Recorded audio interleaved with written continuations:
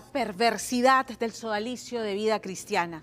¿Qué hacían? Usaban la fachada de los preceptos de la Iglesia Católica para exprofeso, premeditado y conscientemente elegir adolescentes, púberes, vulnerables y hacerles creer que eran los elegidos de Dios, seres especiales.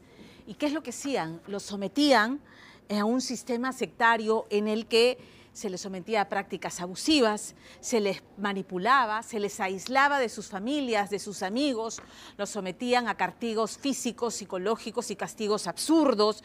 Finalmente, lo que hacían era doblegar su voluntad para que luego, así doblegados, se accedan mansamente, voluntariamente, a los deseos carnales, a las perversidades del pederasta fundador del sodalicio de vida cristiana, Luis Figari. La cúpula sabía, sí lo sabía, y cayó y permitió que este engranaje perverso continuara operando con absoluta impunidad. La Iglesia Católica ha reconocido más de 90 víctimas de abuso físico, psicológico y sexual y han señalado en el informe que señala su disolución que no había ni carisma divino ni inspiración del Espíritu Santo en el origen del sodalicio de vida cristiana, sino más bien era una secta donde habían prácticas corruptas, abusos continuados y ansias desmedidas por el poder, el dinero y el sexo. Importante que sepan que el Ministerio Público tiene una causa abierta todavía contra el sodalicio de vida cristiana por presunto lavado de activos, porque detendrían por delitos tributarios, además, investigando un patrimonio de más de $1.000 millones. Antes de su disolución, el sodalicio había admitido, finalmente, queriendo tapar el escándalo, finalmente aceptaron lo que durante décadas negaron, que habían víctimas, y pagaron más de $5 millones en reparaciones civiles. Y sin embargo, siguieron acosando judicialmente y persiguiendo a los periodistas que denunciaron toda esta putrefacción. Esta noche Lorena Ormeño les muestra el testimonio de un abogado del extinto sodalicio de vida cristiana, que asegura que el Papa Francisco ha errado en su decisión de disolver el sodalicio porque dice que no conocía a profundidad la investigación que lo llevó a tomar esta decisión. ¿Es así? Ve el reportaje de Lorena Ormeño. Institucionalmente ha habido una obediencia absoluta a lo que proviene del Vaticano y la Santa Sede. Desde afuera, en mi rol de ex abogado de la institución, sí tengo muchas críticas hacia el procedimiento que se ha seguido. Se ha pretendido hacer una investigación, se dice, imparcial, pero en donde Jordi Bertomeu ha sido el investigador, ha sido el juzgador y hoy día va a ser el ejecutor. Es un procedimiento de corte real, virreinal o si se quiere, totalitario, donde el que investiga, juzga y ejecuta. Decisión del Papa de suprimir esta sociedad apostólica. Ultimados, ejecutados. Esa es la visión de quien durante sus 10 años de vía crucis institucional fue abogado del sodalicio de vida cristiana. Y esta semana fue su vocero elegido ante su disolución. Si bien el Papa firme estos decretos, no existe evidencia concreta de que conozca a ciencia cierta toda la magnitud de lo que dice el señor Bertomeu haber investigado. Pero me está diciendo que el Papa puede haber firmado un decreto de supresión del sodalicio y no saber que lo que ha firmado. Yo, a título individual, tengo serias sospechas de que el Papa no conoce a profundidad la investigación que Jordi Bertomeu ha hecho. Un papa confundido o engañado, su increíble sospecha personal o quizá el verdadero sentir del extinto sodalicio detrás de su resignado comunicado. Reiteramos nuestro sincero pedido de perdón por los maltratos y abusos cometidos en nuestra comunidad. Pedimos perdón también a toda la Iglesia y a la sociedad por el dolor ocasionado. Lo cierto es que el sodalicio de vida cristiana ya no existe y esta es la historia tras lo que parecía imposible. Por primera vez en la Iglesia Católica, una denuncia periodística logró que la máxima autoridad religiosa disuelva una de sus organizaciones, al descubrir que sus pecados eran más grandes que su fe. ¿Qué fue para ti el sodalicio? En la práctica, en la realidad. En la realidad fue una estafa. A las víctimas, sí hay víctimas, porque a mí no me consta que haya víctimas. En octubre de 2016, el fundador del sodalicio salía de su retiro en Roma, obligado por las circunstancias, al ser llamado a responder las acusaciones en su contra por pedofilia, reveladas en el libro Mitad monjes, mitad soldados, de los periodistas Pedro Salinas y Paola Ugaz. Y fue precisamente ella quien lo esperaba con una pregunta a quemarropa. ¿Usted se declara inocente de las acusaciones de abuso sexual que hay en su contra? Totalmente. O sea, no le da credibilidad a ninguna de las denuncias. Mire, si le estoy diciendo que no, es no.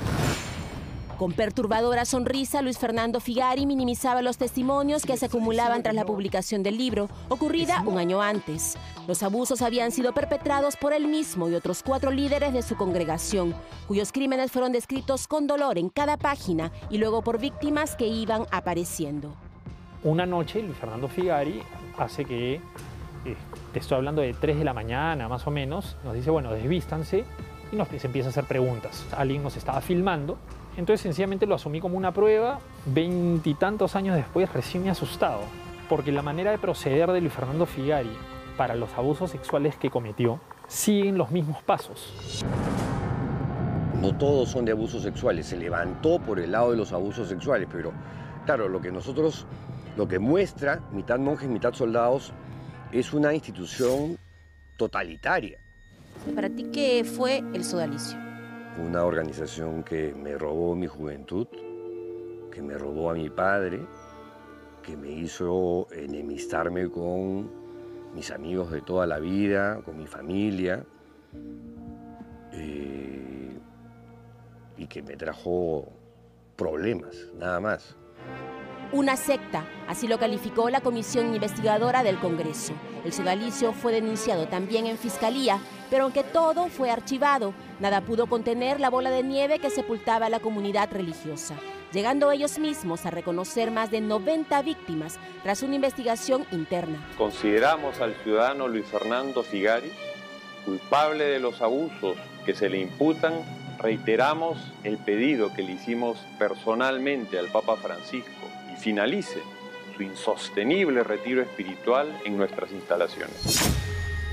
Pero mientras pedían perdón y ofrecían reforma, el sodalicio iniciaba una arremetida legal contra los periodistas en Lima y Piura. Allí fueron llevados a comparecer tras una denuncia por difamación del obispo sodalite José Antonio Eguren. Eso llevaría a Paola Ugaz a descubrir presuntos negocios de la congregación, el tráfico de terrenos.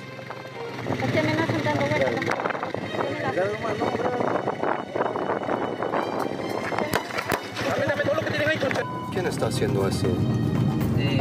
Los sodalicios. Los sodalicios son los juristas.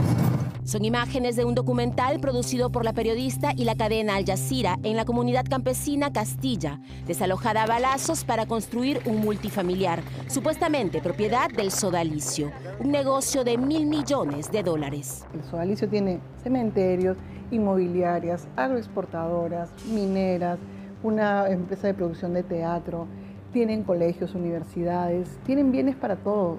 Y están en Colombia, en Costa Rica, en Ecuador, en Filipinas, en Estados Unidos, donde están su iglesia Holy Name. Y además tienen 4 offshores. ¿Qué otra organización católica en el Perú tiene 4 offshores? Solo el sodalicio. Y ese dinero les servía para matonear a las víctimas que hablaban o a los periodistas que investigaban. El sodalicio tiene en su ADN la venganza. Entonces, la venganza de ellos contra nosotros tenía que vernos en la cárcel. Pero en la práctica no hay una sanción efectiva para ninguno de los que han sido identificados como víctimas. No hay ninguna, nada. El único condenado de este caso es Pedro Salinas. El único, y es el periodista que reveló el caso. Pedro nos recibe en su hacienda en Mala, allanada por Fiscalía en 2022, y recuerda que en Piura cambiaría el destino del sodalicio cuando en 2018 el Papa Francisco llegó al Perú y se mostró en esa ciudad con el arzobispo sodalite Eguren, pese a las denuncias. Tras el escándalo, ordenó una investigación a cargo del comisario del Vaticano, Jordi Berdomeu. El resultado fue demoledor. Confirmó abusos físicos, psicológicos y sexuales y determinó la falta de carisma en la congregación. Y en enero último, el Papa Francisco firmó la supresión del sodalicio. Este Papa, a diferencia de Juan Pablo II, Ratzinger, es un Papa que rectifica, que enmienda. O sea, que si metió la pata y le dicen Oiga, Santo Padre, metió la pata hasta los correjones. Tiene que pedir disculpas. Y eso fue lo que hizo. Mi experiencia es la de tranquilidad porque yo creo que lo que ha sucedido es sencillamente que ha irrumpido la verdad. El sodalicio de Vida Cristiana llegó a tener en América más de 25.000 miembros, siempre bajo el mismo patrón de control. El sodalicio, fundado por Luis Fernando Figari en 1971, fue suprimido el lunes 14 de abril. Sin embargo, no es el primer caso de abusos sexuales sistemáticos al interior de la Iglesia Católica. ¿Por qué entonces se decidió suprimir, eliminar al sodalicio? Pues según la investigación del Vaticano, no tenían ni tuvieron jamás carisma. ¿Pero qué significa tener carisma para la Iglesia Católica? El carisma es la inspiración de Dios, del Espíritu Santo, sobre una persona. Este carisma, vamos a ponerlo así, es validado por la Iglesia, que es lo que supuestamente le sucede al sodalicio en 1997. Y con esta decisión de la Iglesia, ¿qué quiere decirnos? Lo que está diciendo la Iglesia es: nunca hubo carisma, nunca hubo inspiración. El carisma es la columna vertebral de toda organización religiosa católica. Esta foto de 1997 recuerda el día en que el Papa Juan Pablo II reconoció oficialmente la inspiración divina del sodalicio. No sabía él que posaba con dos de los abusadores reconocidos de esa institución, el aspirante a santo Germán Doig y Luis Fernando Figari, cuyas primeras violaciones se sitúan en los años 70. Tras su investigación, Bertomeu determinó que el sodalicio no se formó alrededor de un carisma religioso, sino por oscuros deseos. Y aunque la penitencia fue aceptada con obediencia, para Claudio Cajina, abogado del ex sodalicio, es injusta. Si el propio sodalicio encontró que habían por lo menos más de 90 víctimas por abuso físico, psicológico y sexual, y que hubo también una práctica de ocultar esto, a pesar de eso, ¿deberían continuar activos? Que la iglesia es humana, y allí donde busquemos la perfección, creo que vamos a caer en el error. Y no es extraño que en una institución religiosa hayan 5 líderes con este tipo de acusaciones. Sin duda es una situación indeseable. Que estas personas tienen que responder o tuvieron que haber respondido en su momento, sí. Pero yo no puedo ir suprimiendo comunidades religiosas allí donde existan alguna situación parecida. De lo que sí tenemos, o de lo que sí se tiene que encargar la Iglesia Católica y sus autoridades, es de ser muy severo con aquella persona que comete cualquier tipo de abuso. El sexual es alguno de ellos. Cajina fue enviado como vocero del extinto sodalicio, pero aclara siempre que habla a título personal, deplorando sindicaciones como organización criminal y señalando que si el Papa excomulgó a 2 simpatizantes de la institución por supuesta recomendación de Bertomeu y luego retrocedió, pudo pasar lo mismo con la supresión del sodalicio. Yo a título individual tengo serias sospechas de que el Papa no conoce a profundidad la investigación que Jordi Bertomeu ha hecho. Lejos de un acto de contrición, para él el Papa habría sido manipulado para suprimir la orden, que tiene 98 víctimas, 19 por abuso sexual. ¿Y dónde quedan las víctimas? Que el propio sodalicio sí reconoció en su primer informe con el señor Moroni que existía. Muchas de ellas, y en su gran mayoría, fueron reparadas. Como reitero, hay 98 personas con las que se suscribieron acuerdos de reparación y los montos van alrededor de los 6.5 millones de dólares. El daño existió, y mi pregunta va por ese lado. ¿Qué se le dice a las personas que sufrieron este daño, más allá de repararlos? O sea, ¿no es esta supresión, no es consecuencia de eso también? No se busca o no se encuentra justicia mancillando derechos de otras personas. No se encuentra reconciliación con venganza ni con campañas mediáticas como ha hecho Jordi Bertomeu. ¿A cuántos miembros del sodalicio ha entrevistado Jordi Bertomeu para llegar a la conclusión de que no hay un carisma? Ojalá pueda contestarnos. Usted no lo sabe. Yo le aseguro que no llegan a 10. Insisten que sodalites inocentes han quedado sin institución, pero no les han arrancado su fe. Del sodalicio quedan las propiedades que dice no incluyen los negocios que les atribuyen. Todos los activos que están al nombre del sodalicio van a tener que ser dispuestos por Jordi Bertomeu. Estos cementerios, colegios, urbanizaciones, ¿no son del sodalicio? No son del sodalicio. Pero decís de personas ligadas al sodalicio. Sí. Tras su liquidación, se anunció que la información será puesta en manos de la justicia norteamericana. El sodalicio operó 54 años, 25 de ellos ya con denuncias de abuso de José Enrique Escardó, que nadie quiso escuchar. Mira, como lección es lo que te digo de la prevención, de las alertas con este tipo de grupos y sectas finalmente, ¿no? Yo espero que este proceso de liquidación del sodalicium, que recién empieza y va a tomar, presumo, un tiempo largo, y va a conllevar, y eso puedo apostar plata si quieres, que el sodalicium van a emprender una campaña difamatoria contra Jordi Bertomeu, contra Robert Prevost, contra el propio Papa, porque lo están diciendo. Vamos a esperar que este Papa se muera para apelar al siguiente, ¿no? Y que resuciten la institución. El final del sodalicio llegó en Semana Santa y aunque la verdad nos hizo libres, como titula el último libro de Salinas, ningún perpetrador ha pisado la cárcel. ¿Alguna vez la justicia divina irá de la mano de la humana?